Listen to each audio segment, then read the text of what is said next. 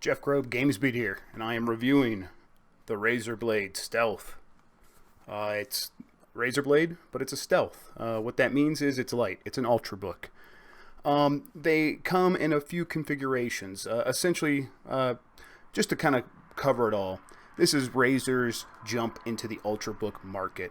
It wants to compete with MacBook Air, Dell XPS 13. There's a few others in that space. This is essentially Razer's attempt to get away from just the gaming laptop. It has the Razer Blade, which is an excellent MacBook Pro style laptop that is $2,000 for the newest one, and it has a $2,200 configuration as well. These start at $1,000. That is a configuration with a QHD screen and 128 gigabytes of memory for a SSD. I'm using the $1,200 one. This shares that QHD screen, but has 256 gigabytes in an SSD. Let's just jump kind of right into this. Like, what is this laptop? Generally, I would just describe it as kind of Razer's take on a MacBook Air. It's a little bit different, half-pound heavier, but it's in that price range. It also still has ports, which is something Apple's getting away from. Just to kind of get it out there, I don't have the core, haven't tried it out yet. This is just a review of how this Ultrabook works as a laptop, as a kind of a daily driver. I've used it for a month now, and I want to come away saying that I really like it. It has a lot of positives, and the negatives are small and not really in the way most of the time. So I want to start out by saying it's great for traveling, and it's also great for using daily around the house. Those are kind of the two key areas where you're going to be thinking about, if I need a laptop, what do I want them to be good at? Around the house is just a matter of, is this going to be the thing that I can pick up if I'm going to be running downstairs for a second? And then if I end up staying down there, will this be able to kind of get me through a few hours while I'm working, so that I don't have to run upstairs, find the power charger, things like that. This is great for that. The reason it's great is because it has a Core i7 processor in here, along with 8 gigabytes of RAM, of memory, and that keeps it going in terms of what it can handle, just nonstop. I've thrown everything at it, and no matter what, it has been able to handle all of those, anything short of video editing or video processing, and photo editing in Photoshop. It can handle all of that. So I'm not, loading up my Adobe Creative Cloud suite on here, but everything else, dozens of tabs, all kinds of background apps. The best thing I could probably say about the Razer Blade Stealth is that I don't have to manage all of that stuff. I don't have to think about it.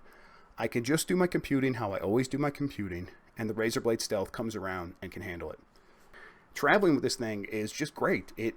It's so compact and small, and yet so easy to use in terms of the previously mentioned computing power, but it's also a matter of opening it with one finger. I can do that, and that's not something every laptop can handle. And it's something that's actually important.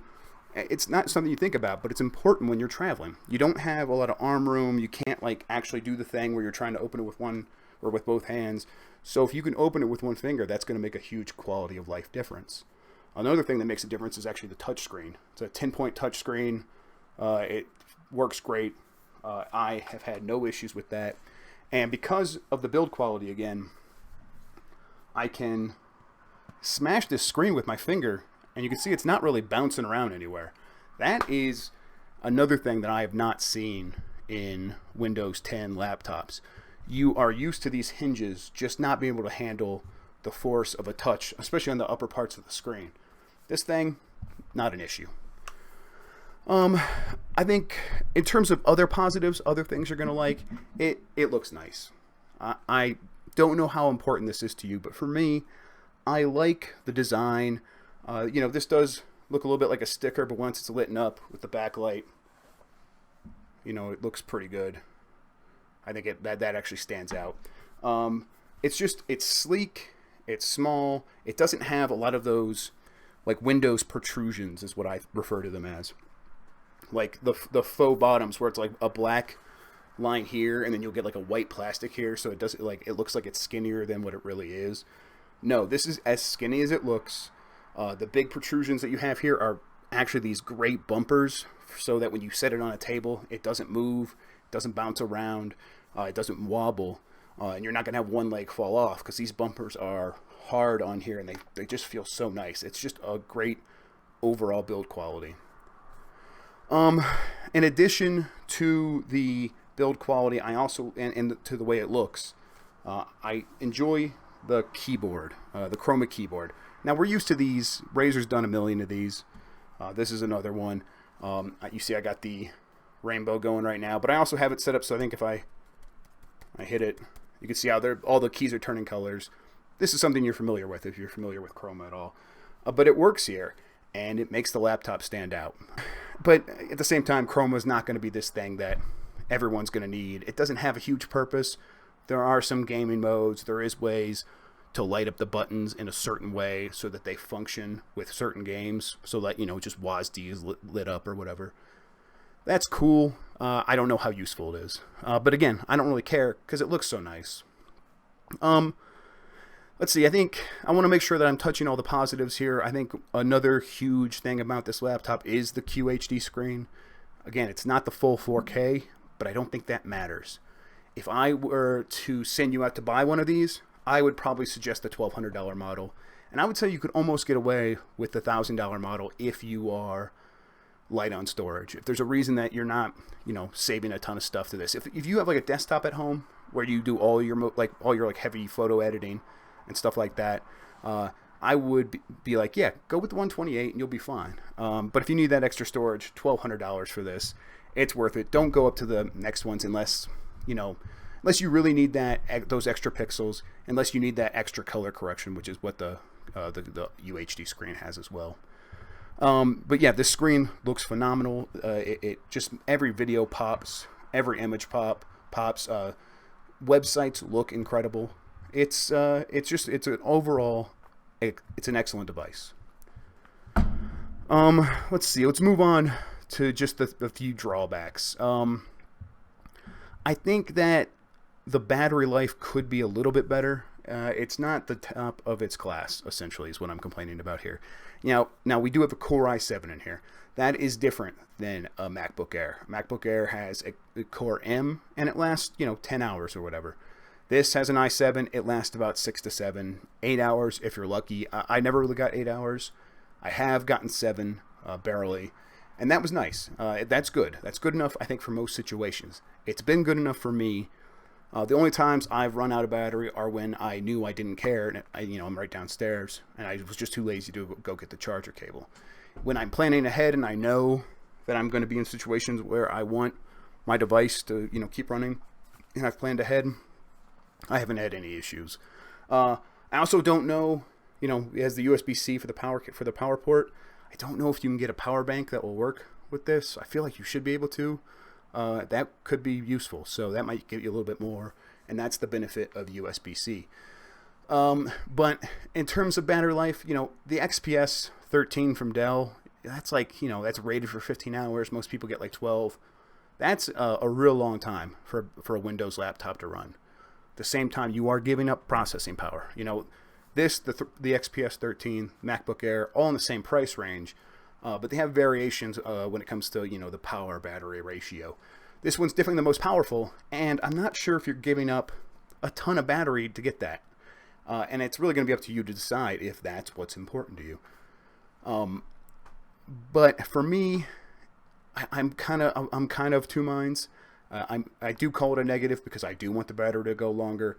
But if they came to me and Razer's like, okay, we'll make the battery go longer, but we have to take away your i7. I might be like, okay, wait, never mind. I actually do need that.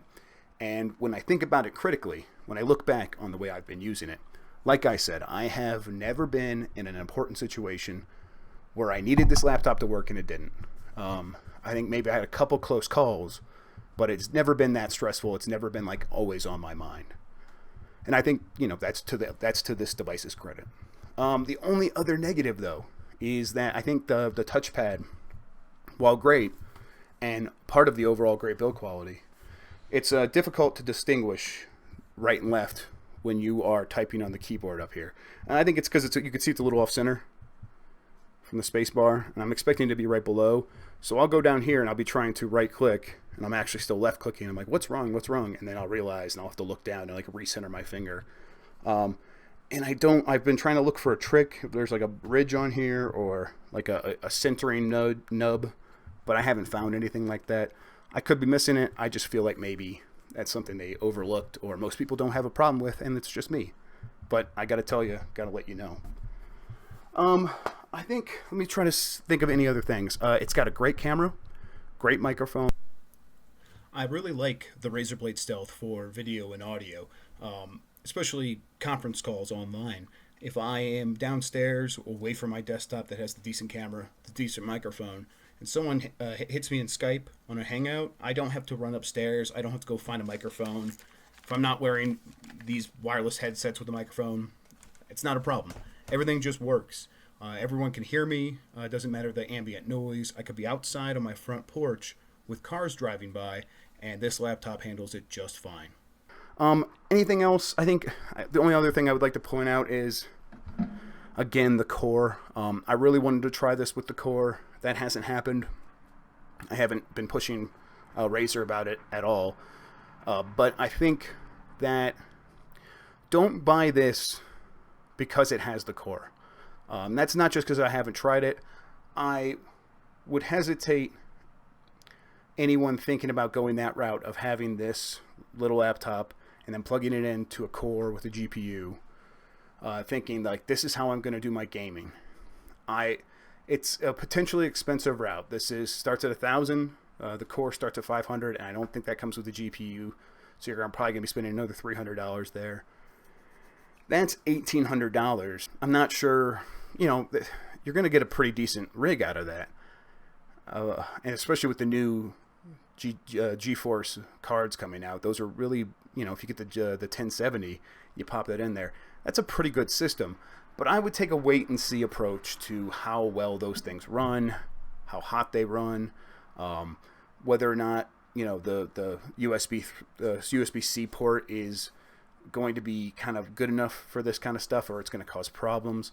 I would probably wait for reviews, talk to people who are testing this stuff out. Also kind of price just regular old desktops, because that for a lot of people that's still going to be probably your best situation if you're looking to get into real hardcore gaming to the point where you would be considering a core. I think that covers most of it. I think if you have any questions, get me in the comments. Again, gamesbeat.com. I'll have the full written review on there. I just, I guess it just comes down to my recommendation, and I recommend it if you are in the market for a $1,000 range ultra portable device. If you are, and battery is not your primary concern, like if you don't need something that runs 10 hours because you are out on the road meeting customers, and then at night you want to go home and maybe do a little gaming. This is not a gaming device. This is probably not for you anyway. Just because of the battery, it's not going to go 10 hours. You will get that from the XPS 13. However, if you spend most of your time at home and not far away from, a power outlet, and occasionally you travel out of town, and on those trips, you will need it for 5 or 6 hours at a time, and then you're going to put it in the hotel and go out. This is phenomenal. It is just a really good device. It is to the point where I had a couple other machines come in at the same time as I got this one.